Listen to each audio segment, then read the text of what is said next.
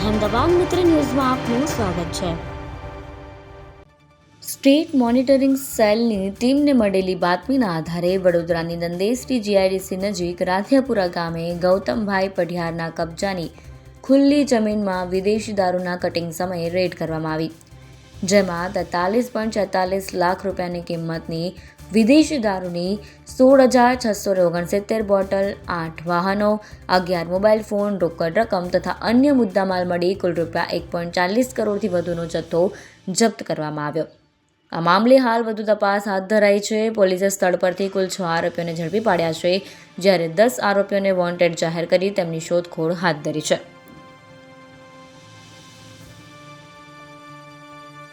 આ મામલે Nandesari police station ખાતે પ્રોહિબિશન એક્ટની વિવિધ કલમો તથા ભારતીય ન્યાય સંહિતા 2023 હેઠળ ગુનો દાખલ કરવામાં આવ્યો છે અને વધુ તપાસ સ્ટેટ મોનિટરિંગ સેલ દ્વારા ચાલી રહી છે। રેડ દરમિયાન મુખ્ય આરોપી સુનિલ મોતીલાલ ટેલરે પોલીસને જોઈને ટ્રક પરથી કૂદી ભાગવાનો પ્રયાસ કર્યો હતો, જેથી તેના બંને પગ અને હાથમાં ઈજા પહોંચી।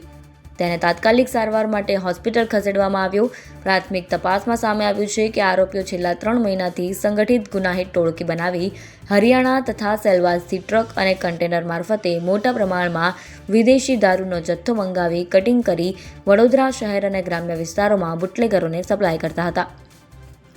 સ્ટેટ મોનિટરિંગ સેલ દ્વારા તારીખ 2 ફેબ્રુઆરી 2026ના રોજ જવાહરનગર વિસ્તારમાં પણ આવી જ કાર્યવાહી કરી 53.36 લાખનો મુદ્દામાલ જપ્ત કરવામાં આવ્યો હતો।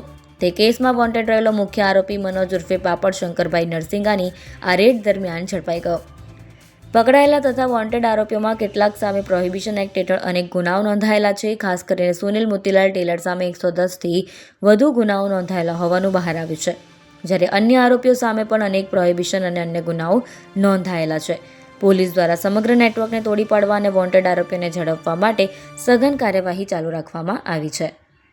અહેમદાબાદ મિત્ર ન્યૂઝની યુટ્યુબ ચેનલને સબસ્ક્રાઇબ કરો અને બેલ આઇકોન જરૂરથી દબાવો, જેથી દરેક મહત્ત્વના વિડીયોની નોટિફિકેશન તમને મળતી રહે।